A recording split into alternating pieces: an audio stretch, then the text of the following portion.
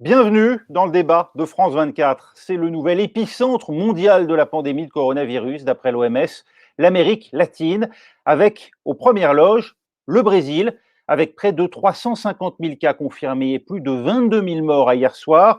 C'est même le deuxième pays au monde le plus touché après les États-Unis. Et encore, ce ne sont là que les chiffres officiels du ministère de la Santé. Pour de nombreux scientifiques, ils sous-estiment l'ampleur réelle de la contamination du fait du nombre de tests très insuffisant. Ce bilan est-il inévitable pour un grand pays comme le Brésil ou bien au contraire à mettre au compte de Jair Bolsonaro, ce président qui multiplie les bains de foule au mépris des consignes de distanciation sociale, cet opposant résolu à toute forme de confinement? On en débat avec Fanny Lothaire, correspondante de France 24 à Rio de Janeiro. Bonjour Fanny. Bonjour. Avec Carla Sanfelici, coordinatrice du Parti des travailleurs brésiliens à Paris. C'est le parti de l'ancien président Lula da Silva, également de Dilma Rousseff. Bonjour Carla Sanfelici. Oui, bonjour. Merci de l'invitation. Avec Xavier Noël Bouton, conseiller consulaire pour la première circonscription du Brésil, qui comprend notamment Recife, où vous vous trouvez, ou encore Brasilia, la capitale. Bonjour, merci d'être avec nous. Bonjour. Et puis également parmi nous aujourd'hui, Alfredo Valadao, politologue, professeur à Sciences Po Paris. Bonjour. Bonjour, merci de l'invitation.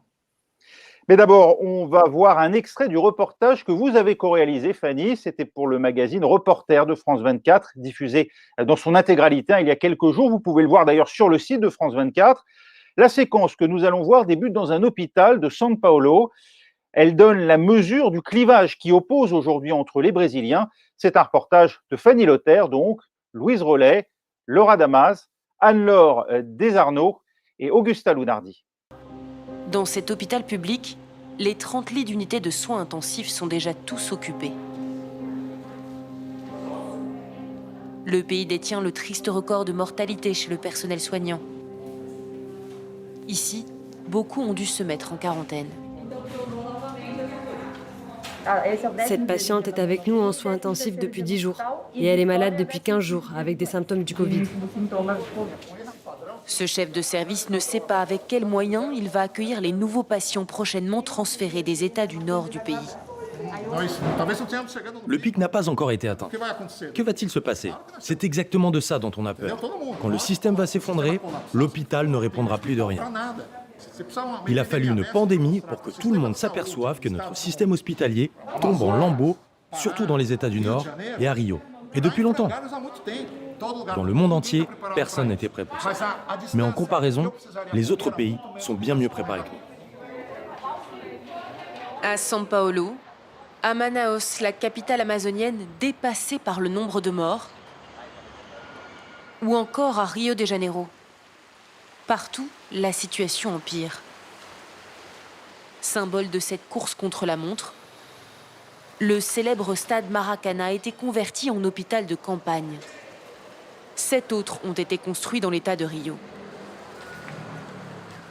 Le gouverneur a ordonné la fermeture des écoles, des commerces et de ces célèbres plages, contre l'avis du président.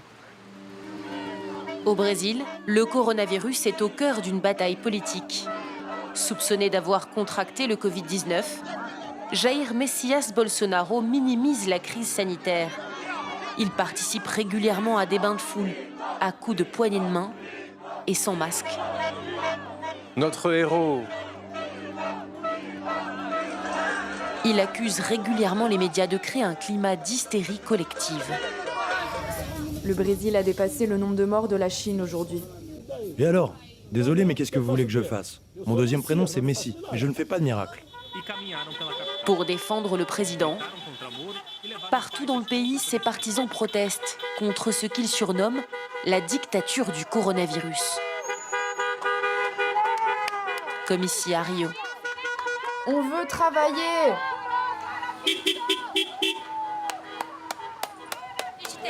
Nous, ce qu'on redoute, c'est le communavirus. On a peur du communisme. Il faut tout réouvrir parce que les Brésiliens ont besoin de travailler. Notre gouverneur est un dictateur.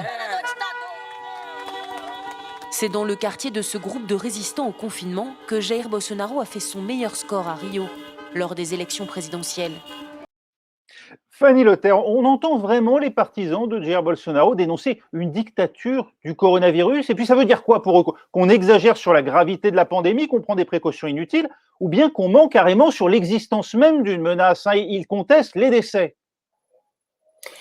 Alors, il faut relativiser un petit peu dans les partisans de Bolsonaro, ceux qui manifestent régulièrement, ceux qui défendent le président. La majorité ne nie pas l'existence du coronavirus, hein. Ce sont des groupuscules vraiment qui nient l'importance du coronavirus, mais c'est vrai que de nombreuses fake news sont disséminées petit à petit par les réseaux sociaux. Certaines personnes auraient été comptabilisées dans les morts, dans les décès du coronavirus, alors qu'ils n'avaient pas contracté la maladie, voilà.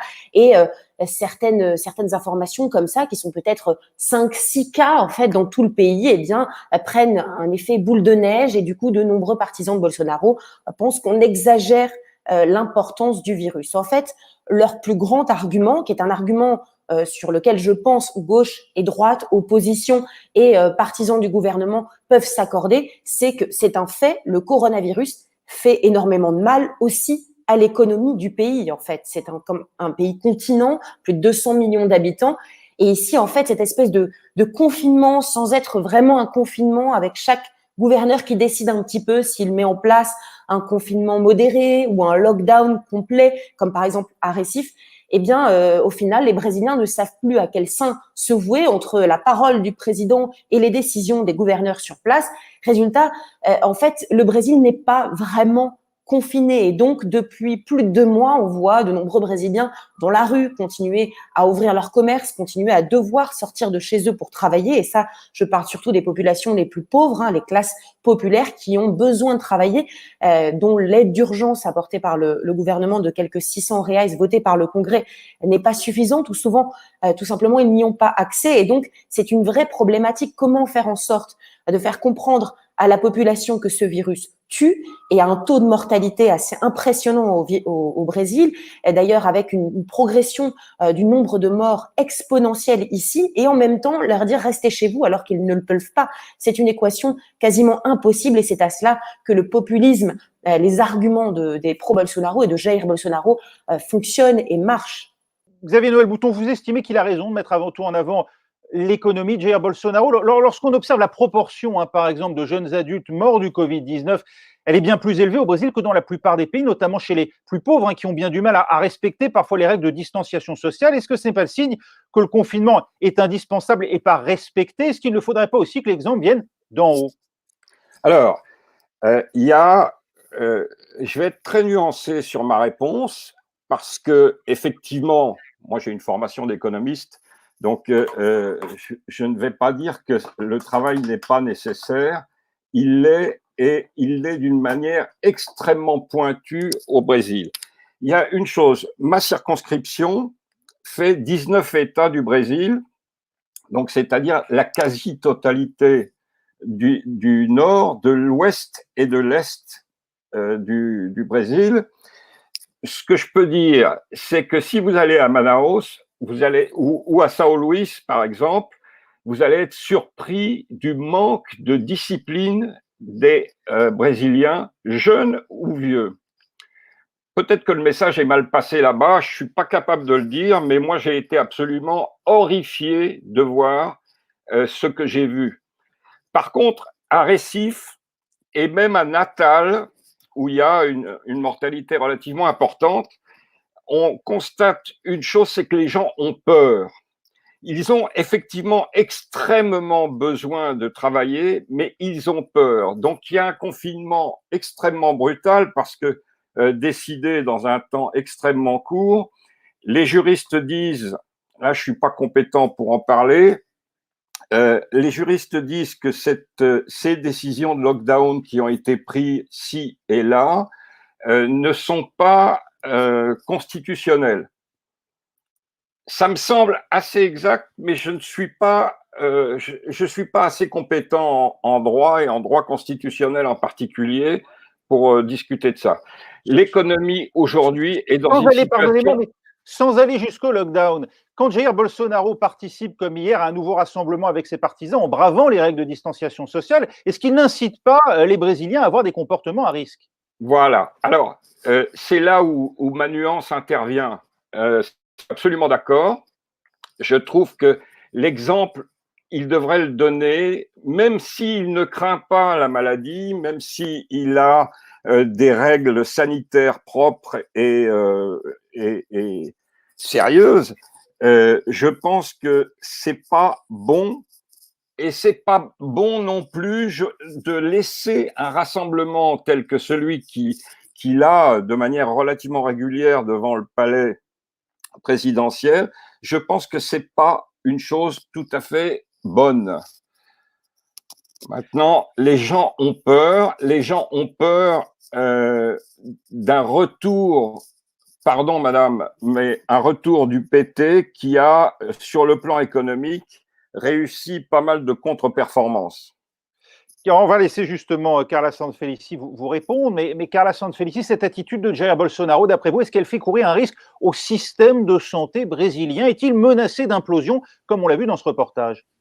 Oui, évidemment. Il n'y a pas de doute qu'il fait, il met en place une logique qui amène une saturation, même si on sait bien que dans des pays qui étaient capables de faire face avec un système de santé plus puissant, n'ont pas pu ou on était dans le limite. Alors imaginons le Brésil avec de tels écarts comme existe de nord à sud, on n'a pas un système unifié au niveau de propositions. Mais au-delà de ça, j'ai rebondi sur la question de l'économie. Nous avons laissé le gouvernement avec les caisses pleines et grâce à ça, ils peuvent actuellement être capables d'injecter l'argent qu'ils sont en train d'injecter parce que justement là, ce qui se passe, c'est justement lamentable parce que nous parlons d'un président de la République qui part de principe que le virus s'agit d'un complot communiste puisqu'il a été créé en Chine. Carla Sanfelici, après 13 années de pouvoir du PT à la présidence, Lula puis Dilma Rousseff, vous ne portez pas vous aussi une responsabilité dans l'état actuel du système de santé? Absolument pas. Dans ces cas-là, non, parce que nous venons de très loin. Nous venons de très loin. Il faut rappeler, par exemple, qu'auparavant, il n'y en avait pas un système de ambulancier unifié. Nous n'avons pas, il y avait tous les systèmes de plus de médecins qui y a un engagement auprès des médecins, surtout notamment cubains, qui ont fait un maillage de réseaux de médecins qui n'existaient pas, des coins vraiment reculés de pays. Nous avons aussi nous avons équipé les hôpitaux, mais ça, évidemment, par la suite, il n'y en a pas eu. Nous avons parti de très loin avec des petits centres de santé qui n'existaient pas. Il faut imaginer que le pays n'était pas, il n'y avait pas une couverture de partout, vous ne pouvez pas y faire un miracle, et surtout en sachant qu'au dépit, il y a un démontage systématique, on le sait bien, puisque un des premières lois que le gouvernement de Bolsonaro a commencé avec Temer, mais ça continue, c'est qu'il n'y ait plus d'investissement public nulle part. Donc, comment voulez-vous faire face quand il n'y en a pas d'investissement public? Les comptes sont bloqués pour au moins 20 ans. Xavier Noël Bouton va vous répondre dans un instant. Alfredo Valadao, vous qui êtes un fin observateur à la fois du système de santé puis globalement de la situation politique du Brésil, quelle est la responsabilité des uns et des autres? Ce n'est pas d'aujourd'hui que le système de santé brésilien est catastrophique. Ça fait des années, des décennies. Quand la représentante du PT dit qu'il y a eu des investissements, oui, il y a eu quelques investissements par-ci, par-là, comme il y en a eu aussi avant sous le gouvernement de M. Cardoso, ou même avant. Mais la vérité, c'est que le système de santé brésilien est en faillite, il est très inégalitaire, vous avez des millions de personnes qui n'ont pas accès à ce système de santé, et c'est vrai ce qu'a dit votre correspondante au Brésil, c'est que c'est très difficile pour un pays comme le Brésil, où on a presque 40% de travailleurs informels qui n'ont pas de droits, où il y a une inégalité sociale extrême, de dire aux gens, vous allez être confinés.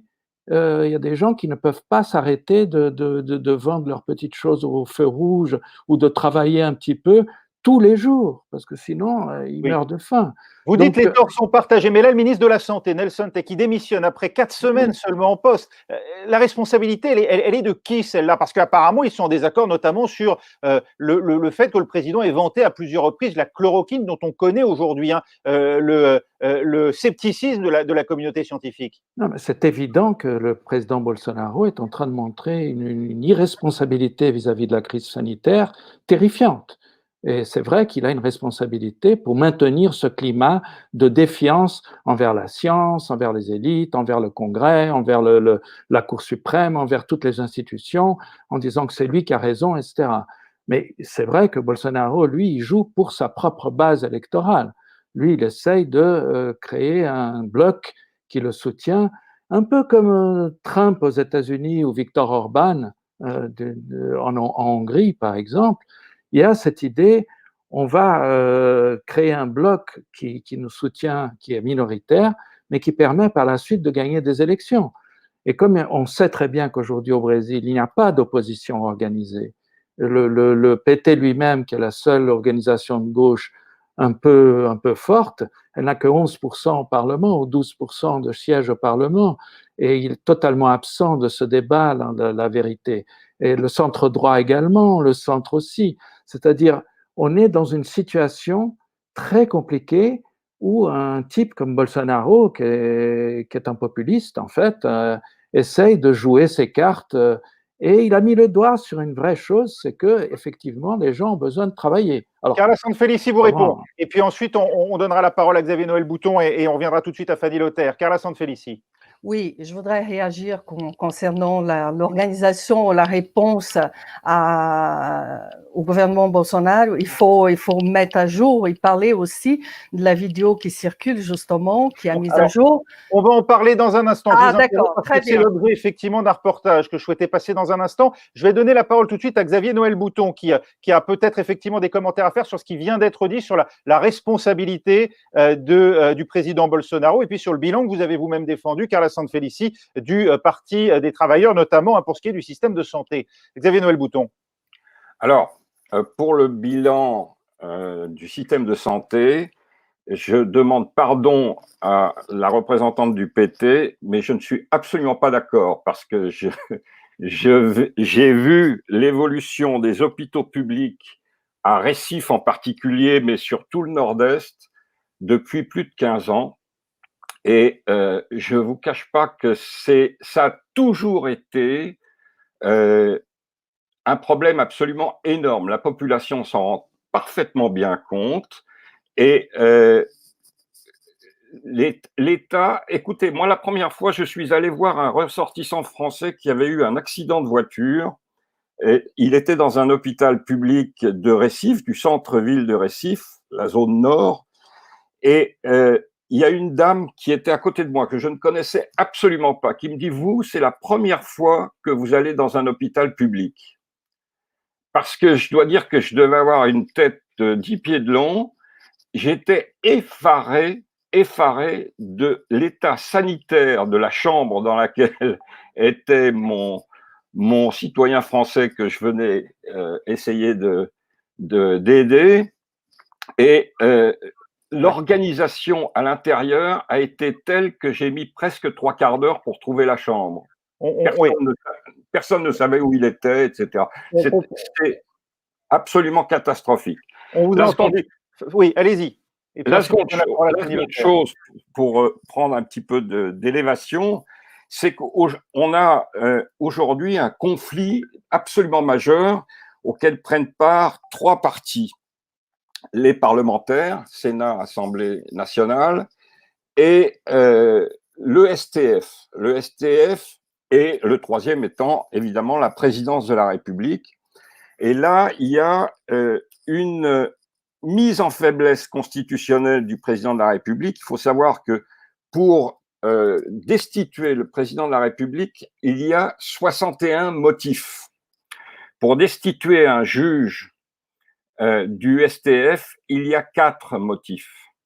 4 modes d'action possibles. Le STF, c'est la cour suprême du pays. Voilà, le tribunal. Voilà, absolument, pardon. Oui, plus haute juridiction brésilienne. Oui, tout à fait. Et donc, ce que je veux dire, c'est qu'aujourd'hui, on est au milieu d'une espèce de bagarre à trois. Les députés avaient pris l'habitude, sous la houlette de M. Lula, de voter les décisions du président de la République avec une rémunération à ce vote. Rémunération, évidemment, pas dans la poche de chacun des députés, même s'il y a peut-être eu des excès, mais ça, le monde en a parlé suffisamment. Mais vous voulez que je vote telle chose, eh bien, en contrepartie, il faudra m'obtenir tant pour tel projet, pour telle chose, etc. Carla Sanfelice va vous répondre là-dessus dans un instant. Je voudrais qu'on passe peut-être à la suite, parce qu'on a compris ce que vous disiez, et puis je voulais donner la parole aussi à Fanny Lotter. On va peut-être voir juste avant les derniers événements, parce qu'il faut dire que Jair Bolsonaro n'y va pas de main morte. Une vidéo que vous avez évoquée à l'instant, Carla Sanfelice, fait sensation au Brésil. On y voit le président en pleine réunion ministérielle insulter pêle-mêle les gouverneurs, policiers, les juges qui enquêtent sur ses fils. La scène date du 22 avril dernier, il y a un mois, mais la Cour suprême du Brésil que vous venez d'évoquer à l'instant, eh bien, vient de rendre publique cette vidéo. Regardez. La vidéo de la réunion ministérielle du 22 avril devait rester confidentielle, mais un juge de la Cour suprême a décidé de rendre publique cette pièce à conviction clé dans l'enquête qui pourrait aboutir à une procédure de destitution du président brésilien. Car Jair Bolsonaro est soupçonné d'ingérence dans des enquêtes policières sur ses proches. Dans la vidéo, on l'entend notamment se plaindre de ne pas réussir à obtenir d'informations de la police fédérale. Trocar a gente da segurança nossa no Rio de Janeiro, oficialmente, e não consegui. Isso acabou.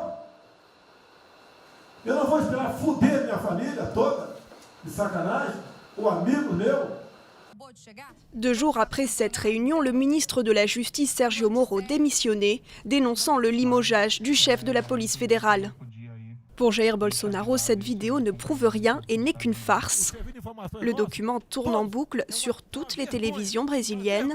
Il y multiplie les dérapages, insultes et jurons sur de nombreux sujets, et notamment sur les mesures de confinement prises par les gouverneurs de la plupart des États.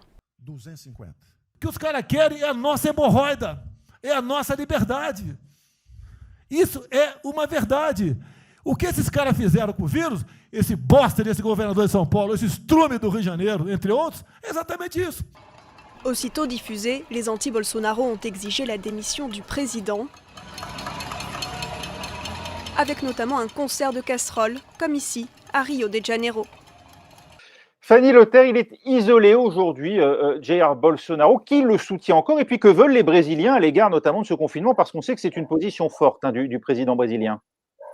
Oui, mais alors déjà, je me permets de revenir sur cette vidéo. Alors, le fait que Jair Bolsonaro s'exprime comme ça, avec un langage très familier, ça choque peut-être le monde, mais malheureusement, moi, ça me choque pas parce que on a pris l'habitude d'avoir un président qui s'exprime comme ça depuis plusieurs mois, depuis le début depuis son élection, et qui a pris pour habitude de prendre toujours à partie la presse, d'insulter la presse. Donc ça, c'est déjà une habitude. Donc c'est quelque chose qui, quelques minutes après la divulgation de cette vidéo, a encore plus conforté sa base, puisqu'en fait, ce que vous trouvez choquant dans cette vidéo, eh bien, les militants, les sympathisants de Jair Bolsonaro vont trouver ça plutôt à l'inverse, confortant, puisqu'on y voit un président qui défend la liberté des Brésiliens, la liberté d'aller et venir. Et c'est là toute la rhétorique, et c'est ce qui est très intéressant avec Jair Bolsonaro, c'est qu'il arrive à finalement accuser les gouverneurs qui mettent en place le confinement de dictature, le même mot que la gauche utilise pour accuser Jair Bolsonaro et sa base militaire assez forte au gouvernement.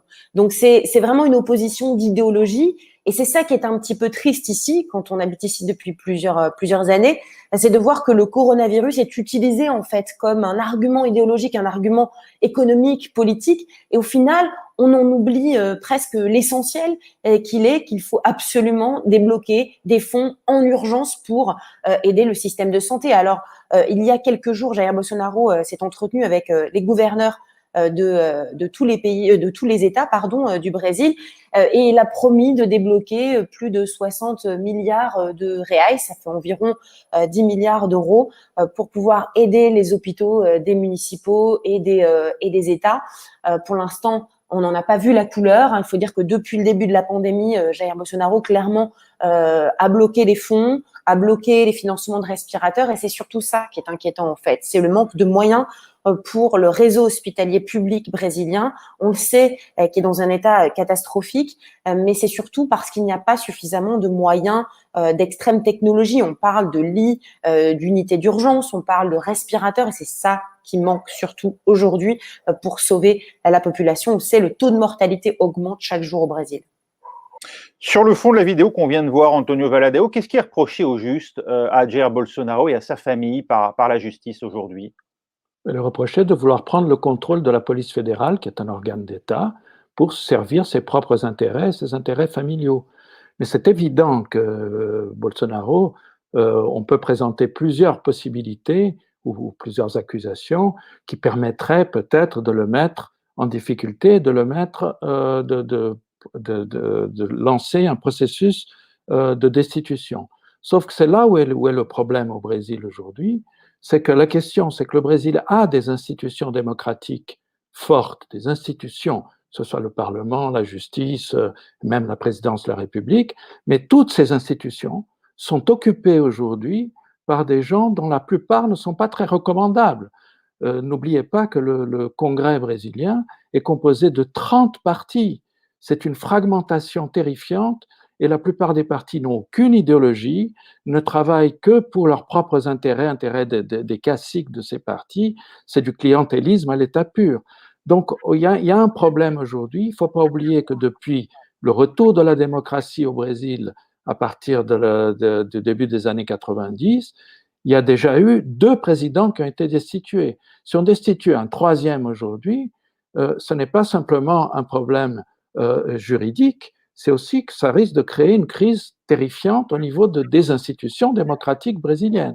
On risque d'avoir un vrai problème, ce qui ne veut pas dire qu'il ne faut pas le destituer, mais ça veut dire que ça va être extrêmement difficile parce que la destitution se fait au Congrès et depuis un certain temps, Bolsonaro est en train de se mettre dans la poche une série de députés du Congrès et donc il est très difficile d'avoir les 2 tiers pour pouvoir destituer Bolsonaro. Donc la crise va continuer. Et s'il y a aujourd'hui une telle hostilité entre Bolsonaro et les gouverneurs, parce que le gouverneur de Rio n'est pas non plus quelqu'un de formidable, s'il y a ça, c'est que les gouverneurs ont décidé d'appliquer les possibilités d'autonomie d'action qu'ils ont pour essayer de faire le confinement, etc., et donc de se casser avec le président de la République. Et donc, il y a un vrai rapport de force entre les gouverneurs des États fédérés et la présidence de la République qui est sur une autre ligne. Carla Sanfelici, le Parti des travailleurs de l'ancien président Lula et plusieurs mouvements de gauche ont déposé une demande de destitution de Jair Bolsonaro. Est-ce qu'elle a des chances d'être examinée? Est-ce qu'elle a des chances d'aboutir d'après vous? Est-elle surtout nécessaire compte tenu du passé récent du Brésil, de cette instabilité politique chronique? N'est-ce pas une simple vengeance d'une certaine manière pour la destitution de Dilma Rousseff en 2016? Bon, absolument. Je ne considère pas que ce soit une vengeance. Disons que c'est un moyen de réflexion. Mais au-delà de ça, je voudrais revenir sur la question de comment on arrive à que cette vidéo se rende publique. Il s'agit quand même d'une question opportuniste du ministre Moro, qu'il faut rappeler aussi que c'était le responsable justement d'un emprisonnement de Lula d'une façon que ne tient pas la route vis-à-vis qu'il y a des preuves fallacieuses que tout le monde a vues par rapport à tout ce que la presse intercepte a pu mettre à jour. Donc, au-delà de ça, nous savons qu'il est opportuniste parce qu'il le sait bien que, d'une part, il faudra quitter le navire actuellement puisqu'il en a il veut se préserver sa cote politique. Il veut aussi ne pas se mêler au-delà de cette ingérence, parce qu'auparavant, ingérence ne l'a jamais causé de soucis au Brésil, en sachant que Dilma a été destituée sans avoir commis aucun crime. Donc, c'était une destitution, un impeachment politique. Donc là, que la Cour suprême se prononce... Il y avait une manœuvre comptable quand même qui lui a été reprochée. Mais justement, mais que c'était prouvé que cette manœuvre comptable, tout le monde l'utilisait et que c'était courant. Et la preuve, c'est qu'il n'y a pas eu de crime. et elle n'a jamais perdu ses droits civiques, ses droits d'électeur. Tout de suite, elle s'est présentée comme candidate au Sénat. Donc là, c'était un impeachment et une destitution politique dont la police fédérale, dont Moreau considère décide d'actuellement de protéger, était derrière. Autant la Cour suprême faisait partie, la Chambre. Donc là, si vous me demandez qu'on croit vraiment que la destitution soit possible, il faut savoir que c'est pas que le Parti des travailleurs, le centre aussi a déposé une demande de destitution. Mais là, ça, mais ça plusieurs partis de droite y sont hostiles. Des droites et des centres et la gauche. Alors, est-ce qu'elle est possible? Ça, c'est un pari risqué de se dire que c'est possible. Mais il faut quand même qu'on fasse, que la population réfléchisse et que se mette et qui se disent qu'il y a quelque chose de pas net qui est en train de passer dans le pays. Puisqu'à un moment qu'un président de la République est en train de se dire qu'il ne doit pas respecter ni la Cour suprême, ni les décisions de gouverneur et que la santé de sa population ne compte pour rien. D'ailleurs, la population commence, hier même, c'était question que Bolsonaro, il a paru en public, il était chassé par les gens. Les gens se mis à taper les casseroles et le chasser. On va faire réagir Xavier Noël Bouton dans un instant, mais Fanny Lothaire, vous vouliez réagir justement à ce qu'a dit notamment Alfredo Valadeo juste avant, et puis à l'instant Carla Sanfelici. Bah oui, en fait, je voulais revenir sur le fait qu'effectivement, il faut rappeler le contexte quand même. On est dans un contexte politique déjà traumatisant pour le Brésil, bien avant l'élection de Jair Bolsonaro. Vous l'avez dit.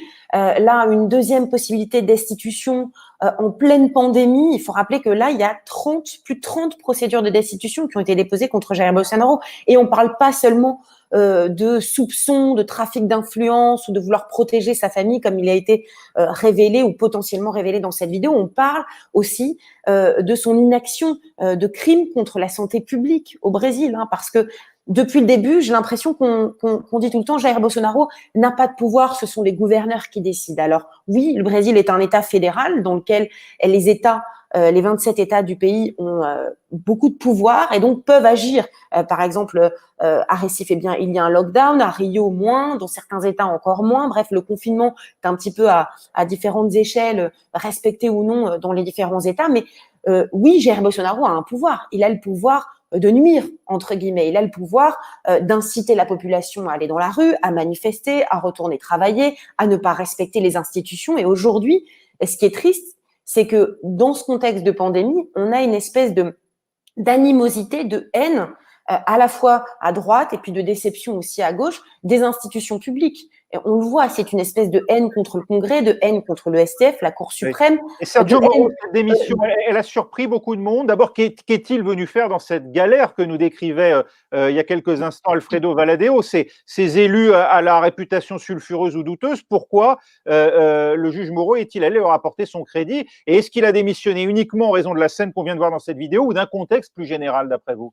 Il y avait un contexte, ça faisait plusieurs mois déjà qu'il y avait des tensions dans le gouvernement entre le juge Moro et Jair Bolsonaro. Il faut rappeler que le ministre de la Justice, Sergio Moro, c'était le trophée de Jair Bolsonaro dans son gouvernement, d'avoir un chantre de la lutte contre la corruption qui a mis, vous l'avez rappelé, Lula en prison. C'était vraiment un trophée pour Jair Bolsonaro. Jair Bolsonaro qui se pose toujours en chantre, en défenseur de l'anticorruption. Il y a peu de jours, ses partisans lui ont même offert un gâteau devant le Planalto, le palais présidentiel, pour fêter les 500 jours sans corruption. Donc c'est vraiment un argument politique très important pour Jair Bolsonaro. Et cette vidéo vient effriter évidemment cette réputation.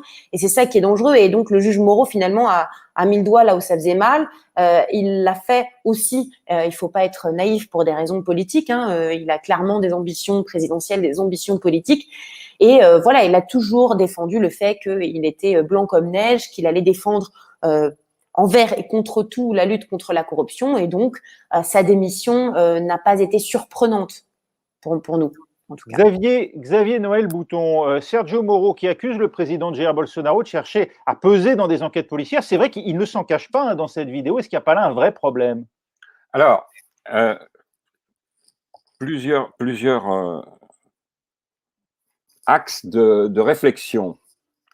Le premier, c'est que le contrat que Moro prétendait accomplir était celui d'être un ministre de la Justice et de la Sécurité, ce qui pour moi est assez incompatible, mais bon, ça c'est la constitution brésilienne qui est ainsi faite. Moro est le fils d'un des créateurs du PSDB, donc d'un parti qui est au centre droit. À l'origine, il était au centre gauche, maintenant il est un peu au centre droit. Moro voulait être juge au terme d'une période à la tête du ministère, voulait être juge au STF et ainsi nommé par le président de la République. Rapidement, l'ambiance entre les deux ou l'entente entre les deux s'est dégradée et Moro a senti qu'il ne serait pas juge au STF. Donc, l'histoire en est arrivée là. Moi, ce que je veux dire, j'ai été dirigeant d'entreprise pendant pas mal d'années. J'ai été professeur d'université également. Quand j'avais des réunions avec des collaborateurs ou quand j'avais des réunions avec des élèves, des étudiants, il m'arrivait d'avoir des mots qui n'étaient pas très aimables pour d'autres.